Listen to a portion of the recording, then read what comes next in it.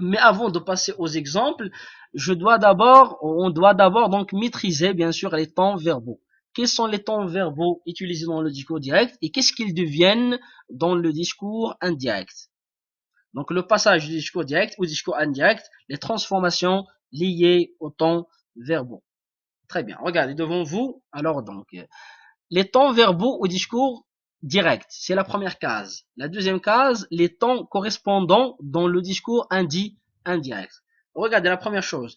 Dans le discours direct, le présent de l'indicatif, il devient dans le discours indirect l'imparfait de l'indicatif. Exemple. Il m'a dit je vais bien. Alors la transformation devient il m'a dit qu'il allait bien.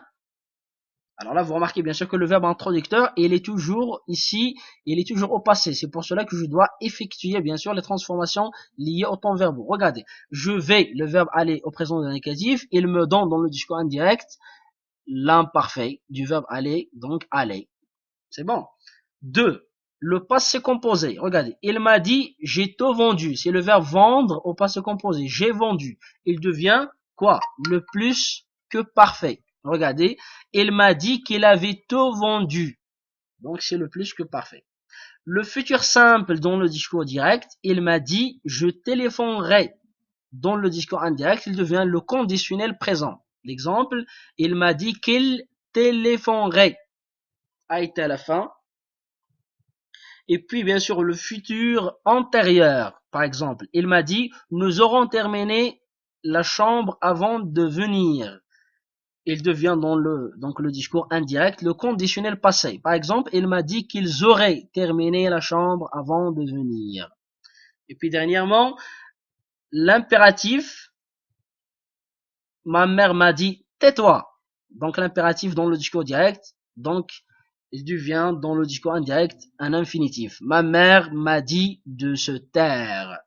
C'est clair? J'espère que c'est clair. Alors là, je n'ai pas introduit les autres temps. Généralement, par exemple, si vous trouvez le plus que parfait, ça reste le plus que parfait. Si vous trouvez le conditionnel présent, ça reste le conditionnel présent. Donc voilà donc les temps essentiels donc auxquels vous devez donc vous intéresser pour bien comprendre. C'est bon. Donc le présent de l'indicatif devient imparfait, le passé composé devient plus que parfait, le futur simple devient conditionnel présent, le futur antérieur devient conditionnel passé et l'impératif devient l'infinitif. Les autres temps, ils restent. Donc on ne le change pas. Très bien. Alors là, bien sûr, vous devez donc maîtriser donc la conjugaison pour pouvoir, bien sûr, transformer des phrases du discours direct au discours indirect. C'est très intéressant. Vous devez réviser, bien sûr, vos cours de conjugaison. Très bien. Maintenant, on passe à autre chose. Maintenant que vous avez donc vu donc les transformations liées aux temps verbaux, on va passer donc bien sûr aux transformations liées aux adverbes du temps ou les indicateurs du temps. Par exemple, donc voilà donc un tableau donc que vous devez bien sûr donc apprendre par cœur parce que c'est très important ça. Regardez.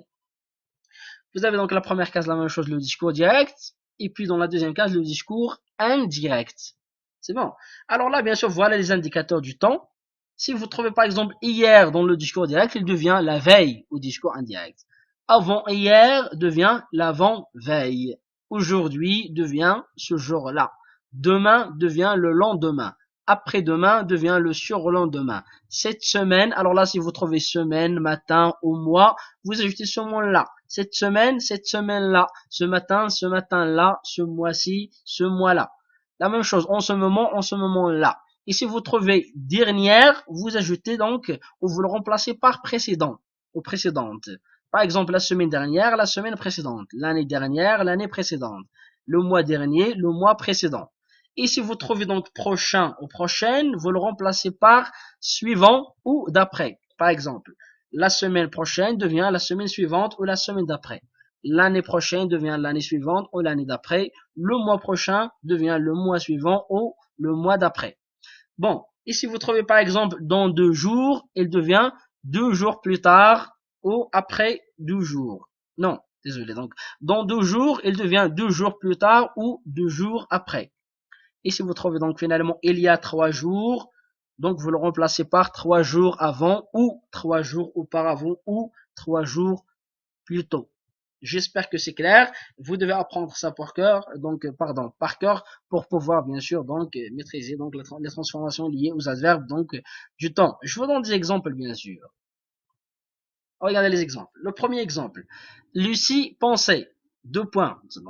Donc deux points. J'ouvre les guillemets parce que c'est le discours direct. Je vais faire les courses aujourd'hui. Regardez la transformation au discours indirect.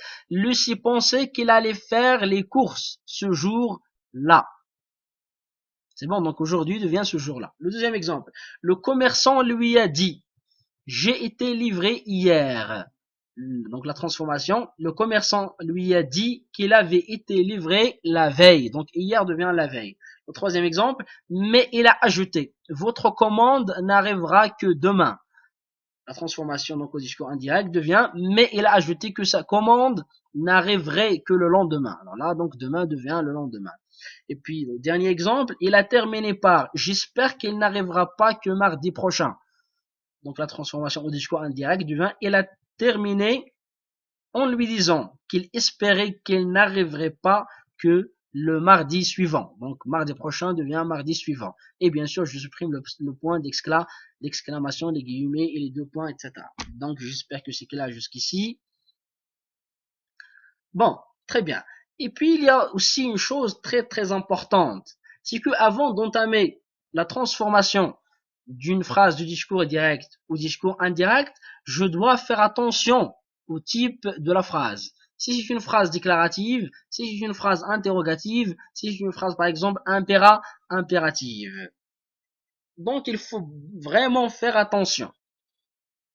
Bon, avant d'entamer et avant d'attaquer n'importe quelle transformation, je regarde d'abord quel est donc le type de la phrase entre guillemets. Le premier type, bien sûr, c'est, donc vous remarquez devant vous, vous avez donc la phrase déclarative. Il se termine toujours par un point à la fin. C'est bon, il se termine toujours par un point. Alors là, si vous trouvez une phrase de discours direct qui se termine par un point, par exemple, regardez, il m'a dit, je suis malade, point. Donc c'est une phrase déclarative. Alors quand je veux transformer au discours indirect, qu'est-ce que je vais dire? Il m'a dit qu'il était malade. C'est bon. Alors toujours une phrase déclarative qui se termine par un point. Je remplace, donc je supprime les deux points et les guillemets et je mets que.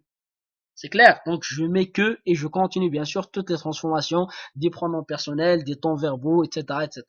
En prenant donc en considération donc tous les éléments que j'ai déjà donc expliqués concernant bien sûr le verbe introducteur. Très bien. Si la phrase est une phrase interrogative, alors dans la phrase interrogative, là on demande une information. Donc on se renseigne sur quelque chose. Cette phrase se termine toujours par un point d'interrogation. Donc vous le remarquez, vous le voyez devant vous. Alors toute phrase qui se termine par un point d'interrogation, c'est une phrase interrogative. Donc il faut faire attention. Dans la phrase interrogative, vous voyez dans ces bulles, il y a deux types. Le premier type c'est elle est totale. On dit une phrase interrogative totale quand elle accepte pour réponse oui ou non. Alors là, bien sûr, vous lisez la question et vous donnez la réponse. Si la phrase interrogative accepte pour réponse oui ou non, alors là, bien sûr, c'est une phrase interrogative totale. C'est clair. Et puis le deuxième type, il est partiel quand il est introduit par un pronom interrogatif comme pourquoi, quand, où, combien, etc. C'est bon. Si vous trouvez bien sûr qu'une phrase interrogative est introduite par un pronom interrogatif comme pourquoi, quand, où, combien, qu'est-ce que, etc. Alors là, c'est une phrase interrogative partielle. Bien sûr, avant d'entamer la transformation au discours indirect, alors là, je vous donne des règles qui concernent l'interrogation totale et bien sûr les règles qui intéressent l'interrogation partielle. Bon, regardez. On commence d'abord par l'interrogation totale, c'est-à-dire donc l'interrogation qui accepte pour réponse oui ou non. Par exemple, est-ce que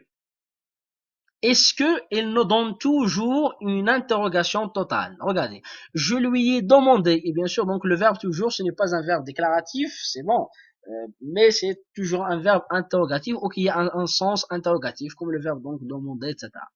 Je lui ai demandé, est-ce que tu viendras? Alors la réponse, ça sera, est-ce que tu viendras? Donc oui, je viendrai, ou non, je ne viendrai pas. Alors là, regardez la transformation. Je lui ai demandé s'il viendrait. C'est bon. Alors là, pour l'interrogation totale, toujours, j'efface les deux points, les guillemets, et je mets si. C'est bon. Si. Donc, est-ce que tu viendras? S'il viendra. Regardez. Donc, est-ce que, ou parfois, vous trouvez seulement l'inversion du sujet. Il lui dit, croyez-vous qu'il viendra? Alors, si on pose la question, croyez-vous qu'il viendra? Oui, je crois qu'il viendra. Ou non, je ne crois pas qu'il viendra. Alors là, oui ou non, donc c'est une interrogation totale. Donc, j'ajoute si. Regardez, je supprime les deux points, les guillemets, regardez la transformation. Il lui a demandé s'il croyait qu'il viendrait, point. Donc, je supprime le point d'interrogation. C'est clair. Alors là, toute interrogation totale. Donc, acceptons pour réponse oui ou non. Je remplace donc soit est-ce que, soit l'inversion du sujet par si. C'est clair? Ça, c'est pour l'interrogation totale. Pour l'interrogation partielle. C'est bon? Alors là, dans l'interrogation partielle, on trouve beaucoup de choses. On trouve par exemple qu'est-ce que. Alors là, dans l'interrogation totale, on a dit on trouve est-ce que. Mais dans l'interrogation partielle, on trouve qu'est-ce que. C'est bon. Alors, qu'est-ce que dans le discours direct devient ce que dans le discours indirect. Regardez. Il m'a demandé, qu'est-ce que tu fais? Point d'interrogation. Regardez la transformation. Il m'a demandé ce que je fais. Donc, qu'est-ce que devient ce que? Et bien sûr, on ajoute toutes les transformations qui concernent les autres éléments. Et puis, regardez, on trouve aussi parfois qu'est-ce qui.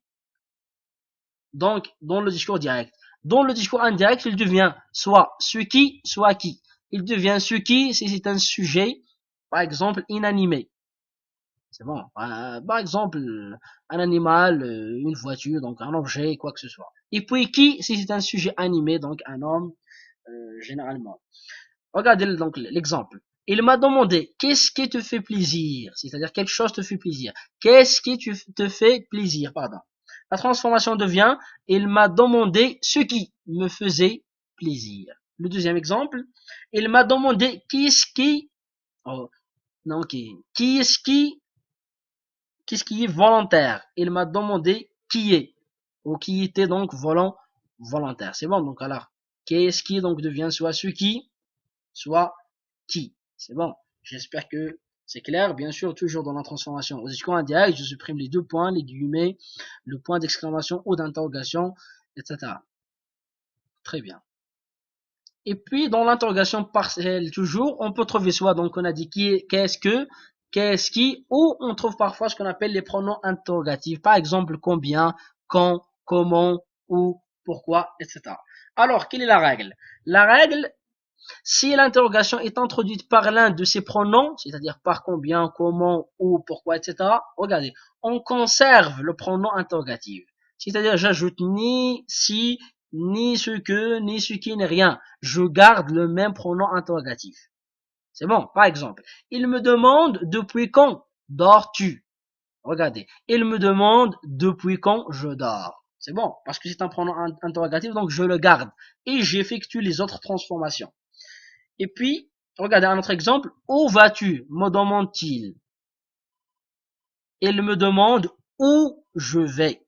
C'est bon, donc je garde le pronom interrogatif. Très bien, ça c'est pour donc l'interrogation donc partielle. Très bien. C'est-à-dire, il n'accepte pas l'interrogation partielle, il porte sur un élément de la phrase. Il n'accepte pas la réponse par oui ou non aussi. C'est bon? Très bien.